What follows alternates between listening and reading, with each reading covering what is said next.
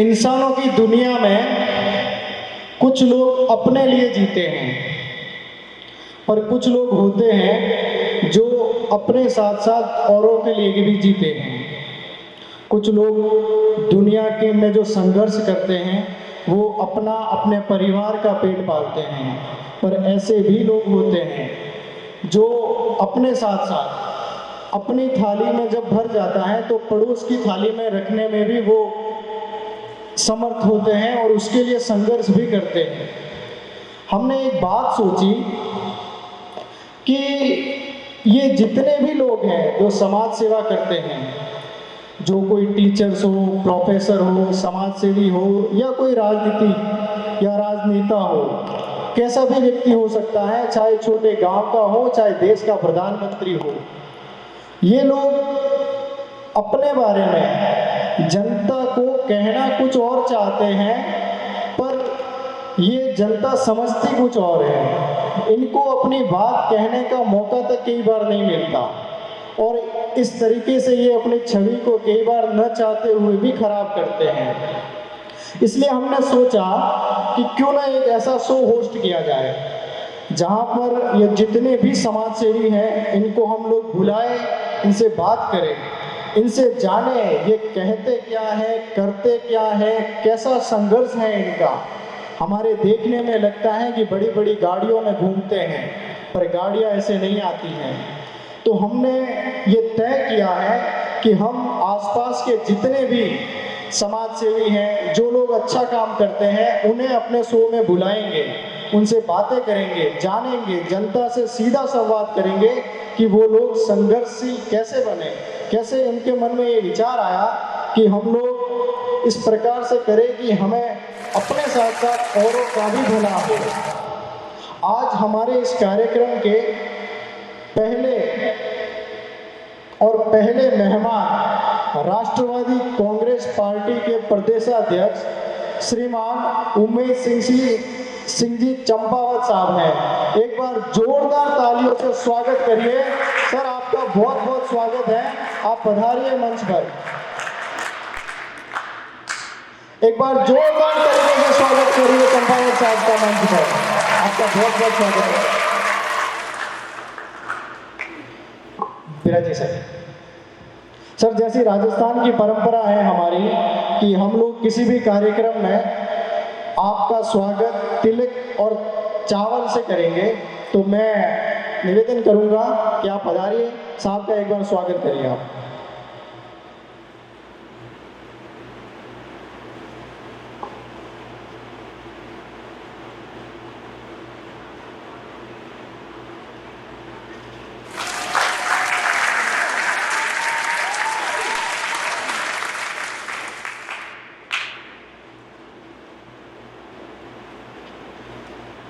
मैं गुरुजी से निवेदन करता हूं कि आप एक बार मंच पर पधार कर बुके और से साहब का स्वागत करें।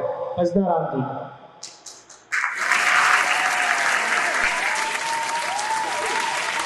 जोरदार तालियों से स्वागत करिए आज के इस हमारे लाजमी मेहमान का। बिराजी सर, बिराजी आप।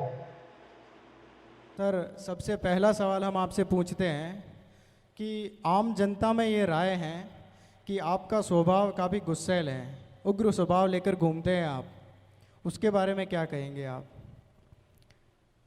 सबसे पहले तो मैं आपको खूब धन्यवाद देता हूं कि आपने मुझे एक मेरे ही साथियों से मिलने का मौका दिया है। धन्यवाद। उसके लिए आपका आभार। दूसरी बात, आपने बहुत अच्छी बात पूछी है कि कुछ मेरे प्रतिनिधि जो हमारे सामने जो राजनीति करते हैं, उनका ये कहना है कि मैं उग्र स्वभाव रखता हूँ। पिछले 5-6 दिन से आप मेरे संपर्क में हैं, आपको कहीं 1 मिनट के लिए भी ऐसा लगा? जी लगा आपको? सर, लगा तो नहीं है, पर आपका जिस प्रकार से हमने बीच में भी सुना था कि जिस प्रकार से चुनाव के वक्त था, आपने एसडीएम ऑफिस में आपने कार्यकर्ताओं ने हंगामे कर लिए थे।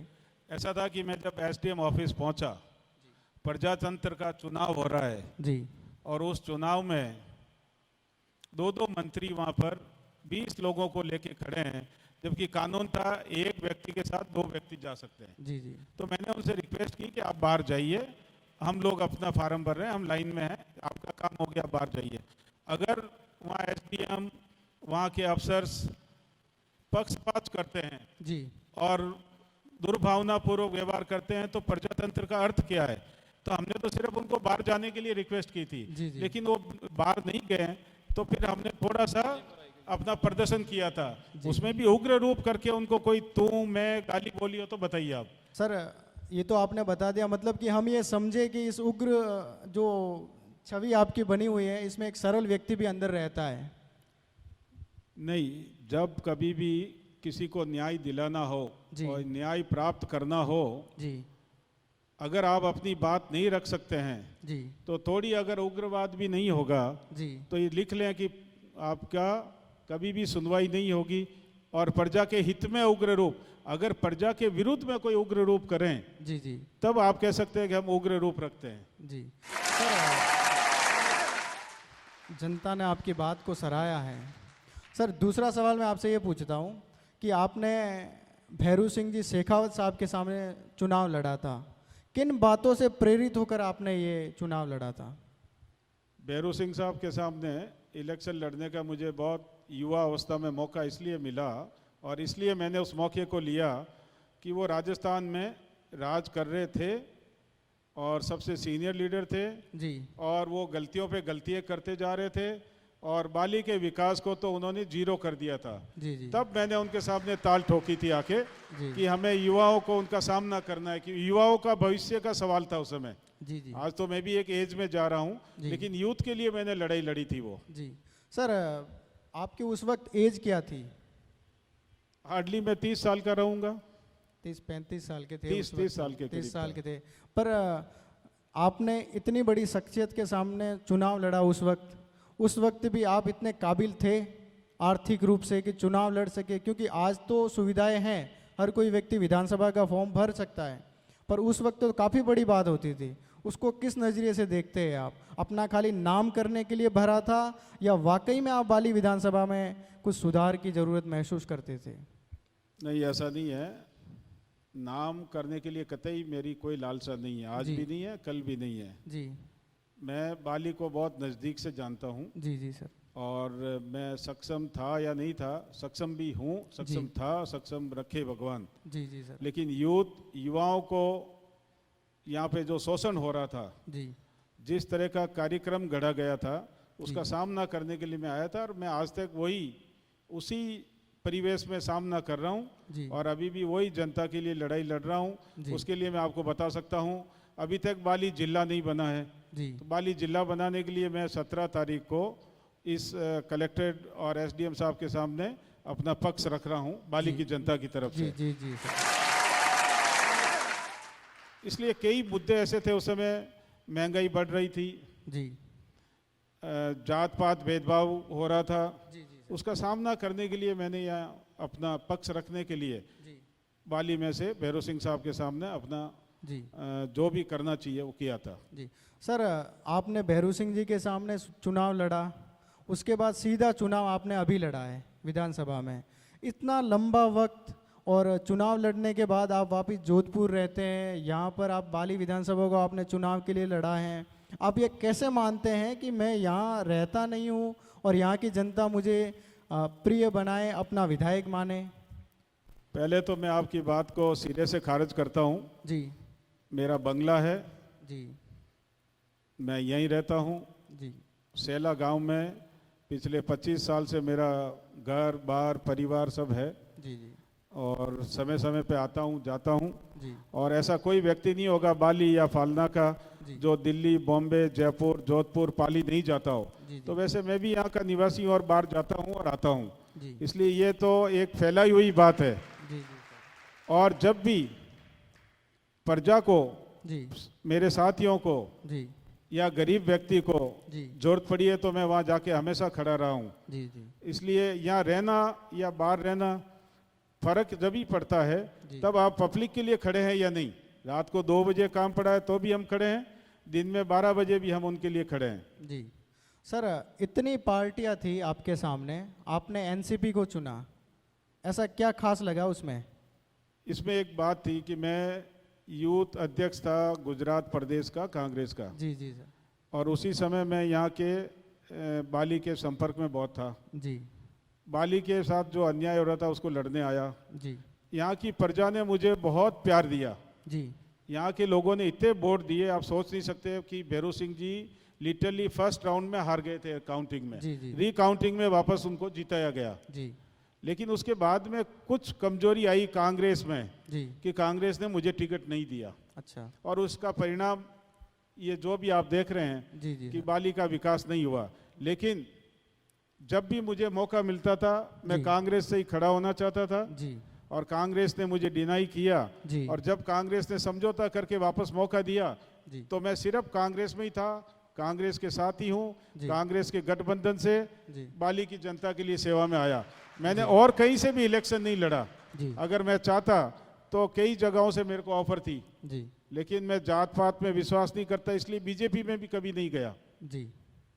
सर आप अशोक गहलोत जी के भी खास माने जाते हैं, जी, वो तो- मेरे पॉलिटिकली गुरु हैं। पॉलिटिकली गुरु हैं, तो सर आप तो बिना विधायक बने ही बाली विधानसभा में खासा कुछ काम करवा भी सकते हैं।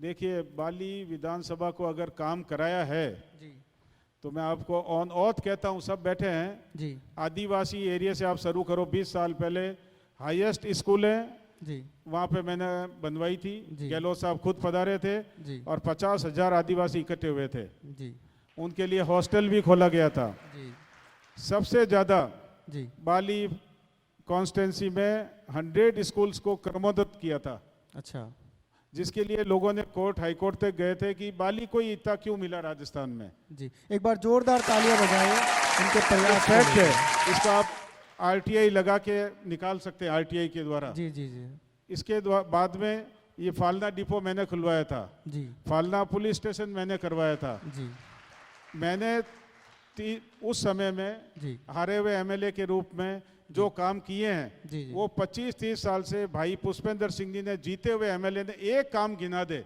जी या भारतीय जनता पार्टी एक काम गिना दे कि इन्होंने ये काम किया बाली के लिए। जी न यहाँ कॉलेज है, जी विश्वविद्यालय की बात कर रहा हूँ, जी जी न यहाँ कोई इंटरनेशनल हॉस्पिटल है, जी न कोई बड़ी इंडस्ट्री है, जी न कोई ऐसा कृषि उद्योग है, न कोऑपरेटिव सेक्टर है, जी। न कोई ऐसा रोजगार है जिससे कि 10-20 हजार लोगों को रोजगार मिले। सर प्रयास तो जो मौजूदा विधायक हैं एमएलए साहब वो भी कर रहे हैं प्रयास कि बाली को जिला बनाना है।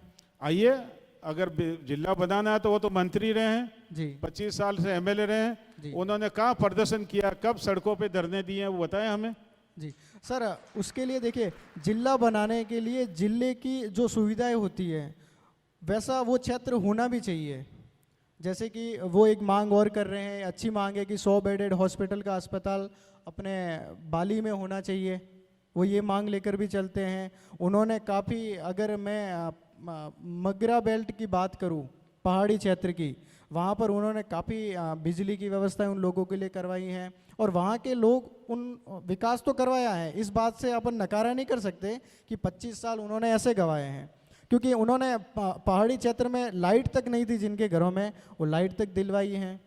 नहीं, ऐसा नहीं होता है। लाइट जो है, जी पानी है जी और सड़कें हैं, जी ये पूरी इंटरनेशनल एक पॉलिसी के तहत चलती है। जी इसके ऊपर ह्यूमन राइट्स, 50 तरह की कंपनी है, राइट्स जी, काम करते हैं, जी सर उसके तहत ये डिजाइन होती है। जी इसमें एमएलए साहब का कोई रोल होता ही नहीं है, जी आप समझें। एमएलए ने तो फंड लगाया उसमें, जी न एमएलए साहब की उसमें कोई मंशा चलती है। जी अगर उनको विकास कराना था, जी आदिवासी एरिया में आज भी लोग नंगे घूम रहे हैं, जी आज भी वहाँ पर कंगाल की तरह उनकी बॉडी है, जी आज भी वहाँ पर उनको सिर्फ शराब की दुकानों के अलावा कोई दुकान नहीं दिखेगी आपको। जी आदिवासियों को अगर अपनी कोई फसल बेचनी है जी तो नीचे आना पड़ता है, फसल बिकती है 200 रुपए की जी। और उनकी दाढ़ी टूटती है 500 रुपए की। जी आदिवासी एरिया में विकास नहीं हुआ। बाली फालना में स्कूल कॉलेज का मैंने आपसे बताया है। जी पानी अगर आया है या बिजली आई है तो वो कोई उनके एफर्ट से नहीं आई, इसको मैं बिल्कुल डिनाई करता हूँ। जी जी। सर अगला सवाल मैं आपसे पूछता हूँ कि जब विधानसभा का रिजल्ट आया, आपकी पार्टी ने भी काफ़ी मेहनत की, पर यहाँ के लोगों ने बीजेपी को सराहा। पर जब चुनाव का रिजल्ट आने के बाद ये आम जनता में कुछ लोगों द्वारा बातें हुई थी कि आपकी पार्टी ने जिन जिन टेम्पो वाले हैं या जिन जिन साधनों का प्रयोग किया था उनका आपने बकाया पेमेंट तक नहीं किया और हारने के बाद आप सीधा सा इस प्रकार की बातें हुई थी आपके पीछे। देखिए, मैंने क्या किया नहीं किया, जी मैंने हिसाब गवर्नमेंट को दे रखा है, जी इलेक्शन कमिश्नर को दे रखा है। मैंने जो खर्चे किए, जी उसके अलावा खर्चे करने के लिए मेरे पास ऑथराइजेशन था भी नहीं। जी और मैंने तो 1 रुपये की शराब नहीं पिलाई, जी मैंने 1 रुपया किसी को खरीदा नहीं, जी मैंने किसी को बाध्य नहीं किया, जी मैंने किसी को ये नहीं कहा कि तुम्हारा पुलिस में काम अटका हुआ है, अगर कराना है तो वोट मुझे दो। जी जी मैंने किसी तरह की हल्की हरकत नहीं की। जी ये मेरे विरोधियों के द्वारा जी विरोध करने के लिए कुछ मिला नहीं, जी उसलिए ये मुद्दा उठाया जाता है। लेकिन एक व्यक्ति, जी सिंगल व्यक्ति मेरे सामने आके बता दे जी। कि मेरा पेमेंट बाकी है और मैंने कहा अब अपनी मन से आप यहाँ ये प्रोग्राम कर रहे हैं और बाहर कोई कार्य रॉयल्स जी, रॉय जी। भाड़े करके आ जाए और आपको बिल दे तो आप बिल चुकाएंगे उसका? नहीं नहीं सर, आप चुकाएंगे क्या? नहीं तो मेरी बिना परमिशन के अगर कुछ कर देता है जी। तो मैं लायबल नहीं हूँ। जी और मैंने 1 रुपया भी किसी को कभी न उधार लिया है, जी न उधार लिया है, न गवर्नमेंट ऑफ इंडिया से पैसा कभी उधार लिया, न बैंकों से ऋण लिया है। जी। लेने की आदत ही नहीं रही है, देने की आदत रखी है हमेशा। जी जी, बहुत अच्छी बात है सर। और संध्या, मैंने सुना है कि इस हॉल में एक बड़ा प्रोग्राम हो रहा है। ये कौन है बीच में? कौन हो भाई तुम लोग? कौन हो आप लोग? मैं नीति। तो इसलिए यहाँ पे इंटरव्यू चल रहा है, साहब आए हुए हैं। हम तो नहीं जाएंगे। क्यों बोला ना एक बार, हम नहीं जाएंगे। नहीं जाएंगे? तो हम लोग शूट कैसे करेंगे आगे? हम तो यही बैठेंगे। अरे बाप रे, तुम तो यहीं बैठना शुरू कर दिया क्या? चलो खड़े हो जाओ तुम लोग। यहाँ से जाने का क्या लोगे तुम? 10 करोड़। 10 करोड़ तो उनसे ही बात करो अब आप। 10 करोड़ ले गए। अच्छा 10 करोड़ नहीं, साहब से ही बात करो आप। तो 10 करोड़ हम वही दे आपके सकते। लिए एक बढ़िया विश्वविद्यालय बनाएंगे। जब आप बड़े होंगे तो यहीं से डॉक्टर की डिग्री करेंगे, उसमें आपके 10 करोड़ उधार रहे, उसमें लगा देंगे हम 10 करोड़। ठीक है? Thank you. अच्छा अभी जाने का क्या लोगे? जाओ अभी तुम लोग। हम लोग कुछ सवाल पूछेंगे, उसका जवाब देना है। सवाल पूछोगे आप? चलो पूछो फटाक से, जल्दी से पूछ लो। नमस्ते। हम पानी क्यों पीते हैं? सर आप ही बताइए, पानी क्यों पीते हैं? पानी हमारे शरीर को चलाने के लिए सबसे बड़ा आप जोरदार तरीके से इन बच्चों का स्वागत करिएगा। तत्व है। गलत जवाब, क्योंकि हम पानी को खा नहीं सकते। Great great. अच्छा चलो अभी बता दिया, एक सवाल हो गया, अभी जाओ तुम लोग। नहीं नहीं नहीं, और है। और कितना है? चलो पूछो, जल्दी पूछो फिर। अंकल, आप इतने बड़े हो तो आप बताओ बड़े कैसे बनते हैं? सर बताइए बड़े कैसे बनते हैं? हमेशा सुबह उठ के जल्दी एक्सरसाइज करनी चाहिए, कसरत करनी चाहिए, अच्छी किताबें पढ़नी चाहिए, अच्छा खाना खाना चाहिए, तो आप बड़े हो जाएंगे धीरे धीरे। गलत जवाब। अरे बड़े तो उड़द की दाल को भिगोने से बनते हैं। सर अब आपको तो कुछ आता ही नहीं है। हम कितने होशियार हैं। चलो आपसे अभी सीखने के लिए आएंगे हम लोग हैं। हाँ, अभी- एक अभी- और है, एक और है। अभी देखो लास्ट है तुम्हारा। अभी हाँ, सर ठीक को है। ज़्यादा मस्ती मत करो तुम लोग। हाँ, एक और है। बताओ।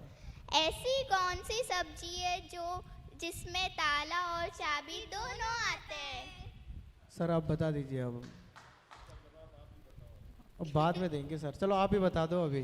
लौकी। चलो अब भागो तुम लोग, जाओ यहाँ से। चलो चलो जाओ जाओ हम जाओ। कितने होशियार हैं। अंकल बताओ, हम कितने होशियार हैं? बहुत होशियार हो आप। अभी अभी अभी निकलो आप यहाँ से। चलो सर अभी हम आपके थोड़ा पर्सनल लाइफ के बारे में जानना चाहेंगे। सर ऐसा कोई आपको कोई बात ऐसी याद आती है या ऐसा कोई पछतावा है आपके जीवन में जिसको आप याद करके कई बार यहाँ तक कि निराशाजनक हो सकती हैं या आंखों में आंसू तक आ जाते हैं? ऐसी कोई बात है आपके जीवन की, या ये नहीं होना चाहिए था, समय बदले तो मैं पीछे जाके ये ठीक कर सकता हूँ, ऐसा कोई पछतावा है आपको? एक पछतावा तो कभी लाइफ में करना ही नहीं चाहिए, पहली बात तो। जी लाइफ तो चलती रहती है, जी लेकिन एक बात मन में जरूर ठेस है जी कि अगर भैरू सिंह साहब जब राष्ट्रपति बन गए थे जी और उस समय अगर कांग्रेस ने मुझे टिकट दिया होता जी तो शायद बाली फालना आज मिनी बॉम्बे होता। जी ये मेरे एक दिल में खसक रह गई है जी और उसी को करने के लिए बार बार मैं यहाँ आता जी। हूँ और सबकी सेवा करना चाहता हूँ।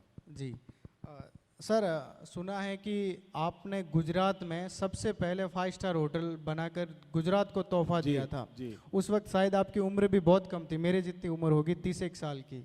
तो कैसे वो आइडिया आपके दिमाग में आया, कैसे वो प्रोजेक्ट प्लान किया? क्योंकि ये बहुत बड़ी बात होती है उस ज़माने में 5 स्टार होटल बनाना। देखिए, मेरे जो दादोसा थे जी उस समय अच्छे खासे पैसे वाले थे जी जी सर। और उनके पास मैं बैठता था और कॉमर्शियली ज्ञान उनसे लिया था। जी तो मुझे नौकरी करनी नहीं थी, जी मुझे भी देश की सेवा तो करनी थी। जी तो मेरे मन में हमेशा आता था कि अच्छे व्यापारी, जी अच्छे लोग व्यापार करने आएंगे जी जी तो वो कहाँ रुकेंगे, जी और जब तक किसी सिटी में अच्छे व्यापारी नहीं आते हैं जी सर, उस शहर का विकास नहीं हो सकता। नहीं हो आपने सकता। ये सही बात है आपकी। कोई हो, जी ये मैंने अपने लिए होटल बनाई हो या पैसे कमाने के लिए, इससे झूठ भी नहीं बोल सकता। लेकिन मेरा धैर्य यही था, जी। अच्छे अच्छे नेता लोग जानते हैं वहाँ के, जी जी कि जब मैं बहुत यंग आदमी था जी तो ये होटल मैंने उन्हीं के लिए बनाई थी। देश जी। विदेश से बड़े बड़े व्यापारी जैसे बिल क्लिंटन साहब मेरे मेहमान रहे हैं, जी, बहुत बड़ी बात है ये अपने लिए। भैरो सिंह साहब रुके हैं, वाजपेयी साहब रुके हैं, अडवाणी जी रुके हैं, जी चंद्रशेखर जी रुके हैं, वीपी सिंह साहब रुके हैं। जी जी जी सर। ये सब तभी पॉसिबल हो पाया कि हमने उनको सुविधाएं दी। जी ऐसे हजारों व्यापारी, जी जैसे आज अदानी साहब हैं तो वो भी वहीं रुकते थे, जी जैसे आज अंबानी फैमिली है तो वो भी आज भी वहीं रुकते हैं। जी तो इन लोगों को एक सुविधा क्रिएट की थी मैंने, जी उसका परिणाम हुआ कि गुजरात का विकास हुआ। जी आज गुजरात में 100 होटलें हैं उस जी, लेवल की। जी जी सर, बचपन में ऐसी कोई शरारत आपकी, कोई ऐसी हरकत या कोई ऐसा कांड किया हुआ वो आपने स्कूल में वगैरह, ऐसा कुछ याद है?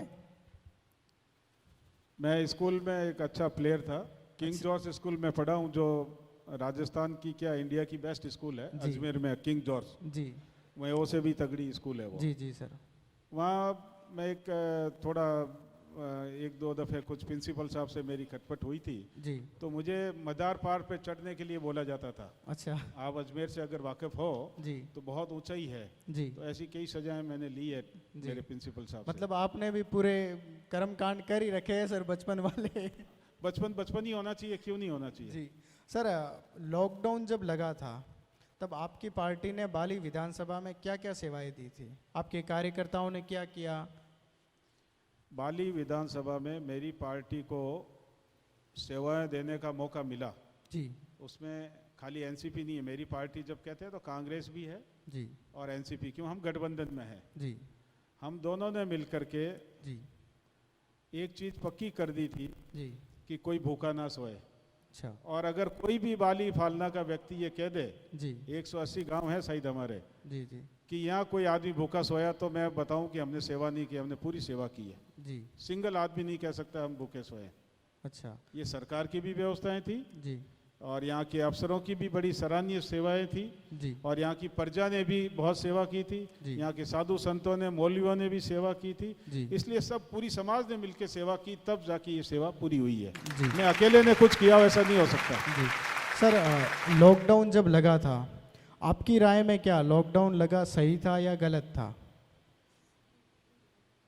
देखिए, जब इंटरनेशनली लॉकडाउन हो रहा था जी तो हमें भी उसके साथ चलना जरूरी था। जी गलत और सही का निर्णय तो समय आने पे पता चलेगा जी जी कि ये गलत था या सही था। जी लेकिन अगर इंटरनेशनल सबने ही लॉकडाउन किया था तो हमें भी करना और सपोर्ट करना जरूरी था। जी।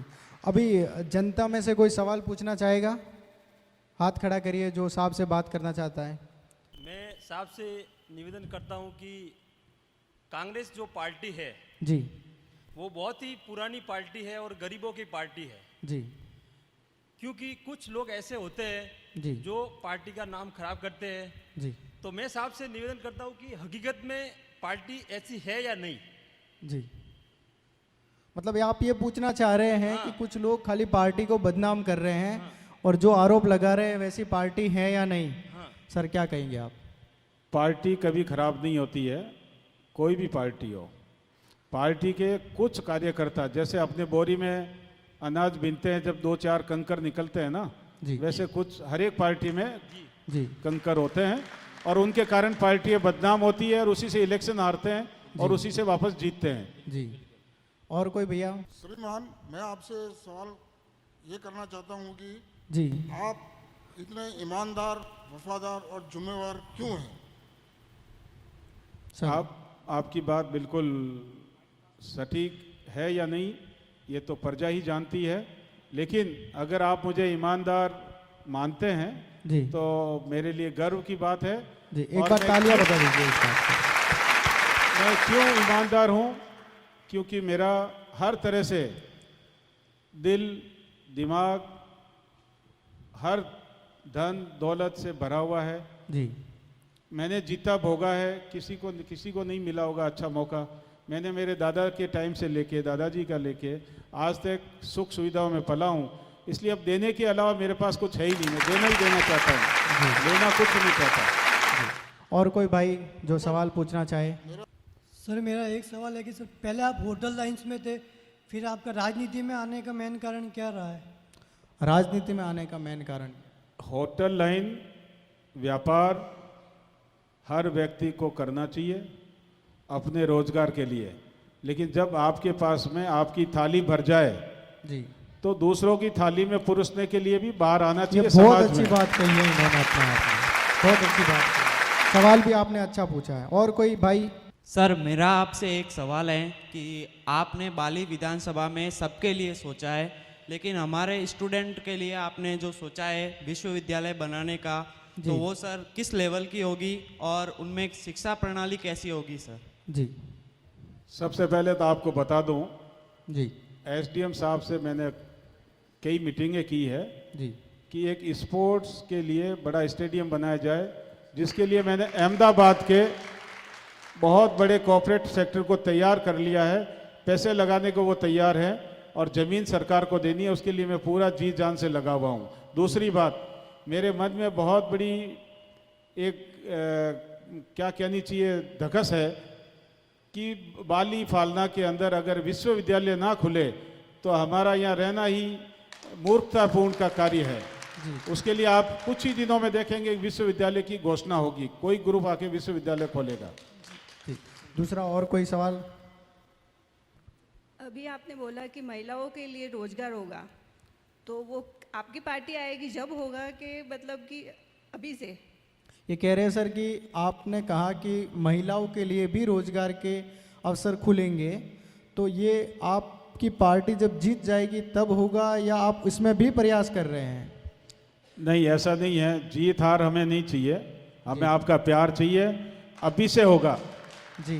अभी से मतलब कोई टाइमिंग होगा या कुछ ऐसा, कुछ प्लानिंग मीन्स? कैसे प्रयास कर रहे हैं आप? कितना समय लगे? एक मैंने कहा ना आपको, एक उमेद फाउंडेशन नाम की संस्था बनाई है जो एनजीओ है।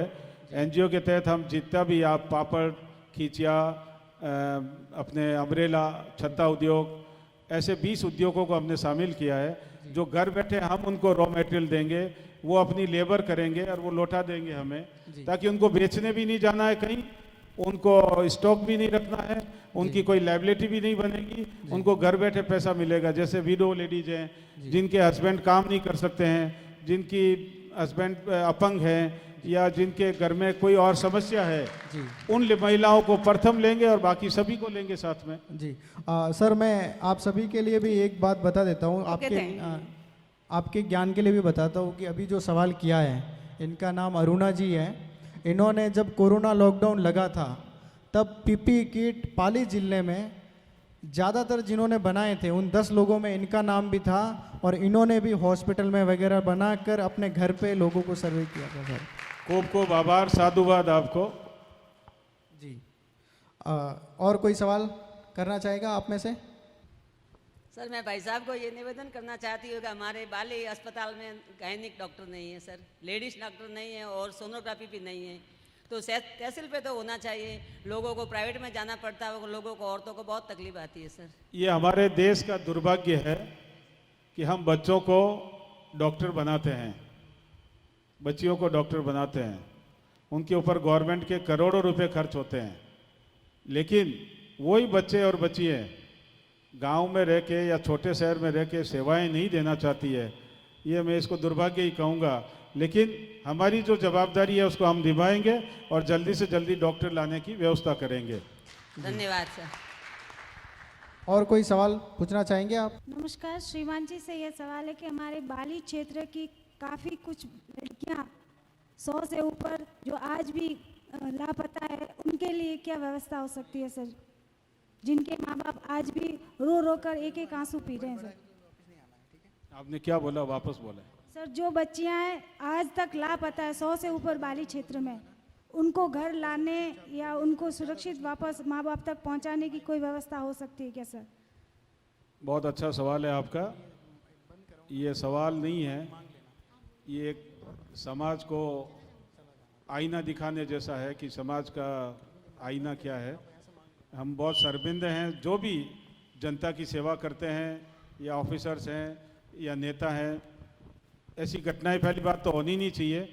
और जो कुछ हुई है उसके लिए आप निश्चित रहें कि मैंने हर लेवल पे मीटिंग की है और करीब करीब 15-20 बच्चियाँ तो हमने वापस लाके घर पे सेटल भी की है। और भी जो बच्चियाँ बची हुई है उनके लिए पूना हो, मद्रास हो या यहाँ लोकल हो, अजमेर हो, ब्यावर हो, कोटा हो, वहाँ से हमने पूरी पुलिस की मदद ली है और प्रशासन की मदद लेके उनको वापस अपने घर में बसाने की योजनाएं हमारी चल रही है। और कोई सवाल पूछना चाहेंगे? सर, मेरा आपसे एक सवाल है कि जो सर आरक्षण के बारे में आपकी क्या सोच है? और सर हमारे स्टूडेंट लेवल के लिए काफ़ी बुरी चीज़ लगती है मेरे को, क्योंकि जो अच्छा पढ़ता है उसको नौकरी नहीं मिलती है और जिसके परसेंटेज कम होते हैं वो नौकरी ले जाते हैं। तो सर आप इसके बारे में क्या सोचते हैं, ये सिर्फ हमको बताइए सर। और ये अच्छी चीज़ है कि नहीं सर?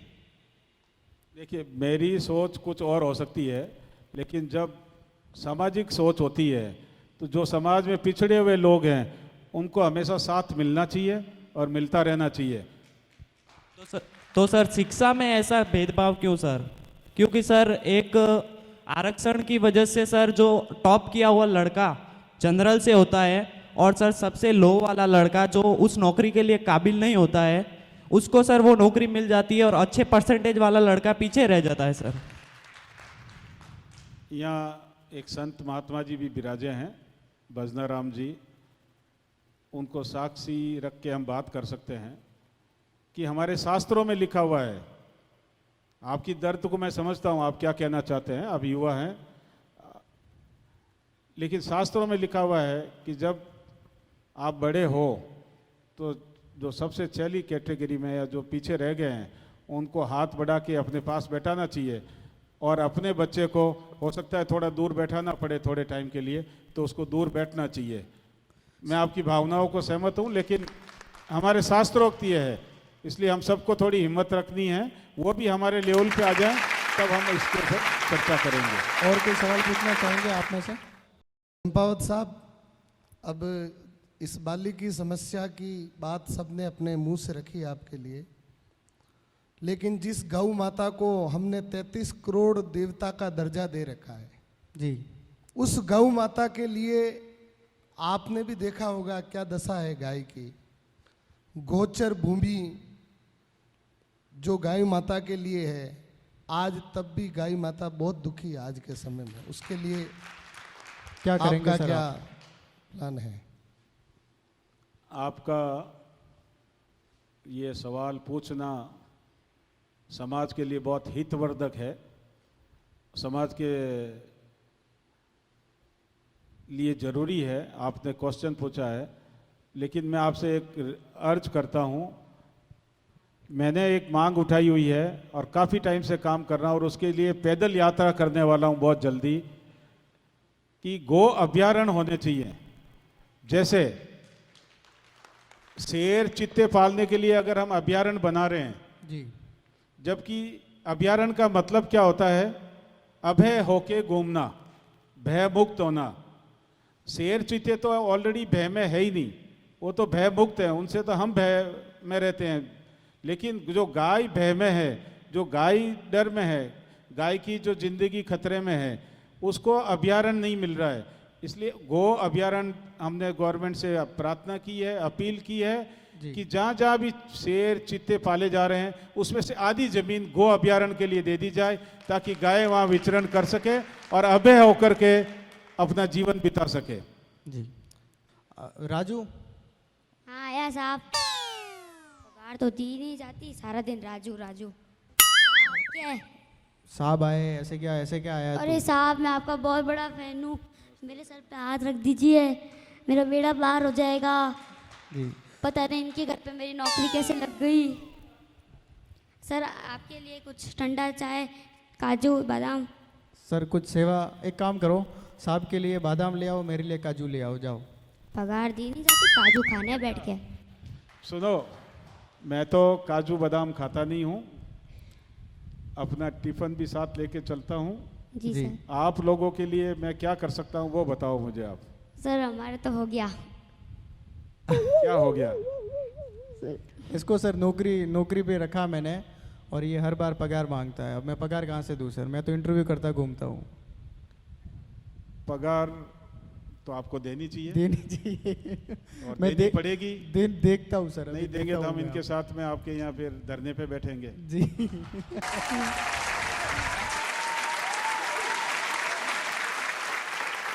सर विधानसभा में अब अंतिम सवाल है ये आपसे। विधानसभा में आप वाली के जो भी जनता हैं उनको आखिर क्या संदेश देना चाहेंगे कि आप मेरा सपोर्ट करिए या मैं इस प्रकार के आपकी हेल्प करूंगा, आप आखिर अब क्या संदेश देना चाहेंगे उनके लिए? बाली विधानसभा मेरा परिवार है जी। उनको संदेश देना ठीक नहीं है। उनको मैं वादा करता हूँ जी, अगर जी आप लोगों का आशीर्वाद मिलता रहा जी, तो मैं आपका सच्चा सेवक, सच्चा साथी जी बन के दिखाऊंगा जी, और सद्भावनाओं से आपकी सेवा करूंगा। जी, जात पात भेदभाव का कोई असर नहीं होने दूंगा। जी। और जो लास्ट व्यक्ति खड़ा है उसका हाथ पकड़ के उसको हम अपने पास बैठाएंगे। जी सर, बहुत बहुत धन्यवाद आपका, आपने हमें समय दिया और हमारे इस कार्यक्रम में पधारे। आपको भी बहुत-बहुत धन्यवाद सर। आपने इतना हमारे को यहाँ मौका दिया जी, हमारे लोगों से रूबरू होने का। जी। और सभी पधारे हुए लोगों को भी धन्यवाद देता हूँ। जी जी जी सर, मैं आपके लिए बता देता हूँ, ये कार्यक्रम आप YouTube पर 3-4 दिन बाद रूबरू राजस्थान नाम से या भाई साहब के नाम से भी सर्च कर सकते हैं बाद में, तो वो आप इस प्रकार से देख सकते हैं। आप इन पार्टी के जो भी कार्यकर्ता हैं मैं उनको कहूँगा कि ये आपको शेयर करना है। देखिए जितना लोगों के मन में भाई साहब बैठेंगे उतना आपके लिए भी अच्छा है, क्यों सच्चे व्यक्ति हैं तो इनको भी आगे बढ़ने का मौका मिले अपने को। तो 2-3 दिन बाद आप रूबरू राजस्थान चैनल है तो वहाँ पर कर सकते हैं। आप किसी को मिलना हो तो भाई साहब से मिल सकते हैं आप।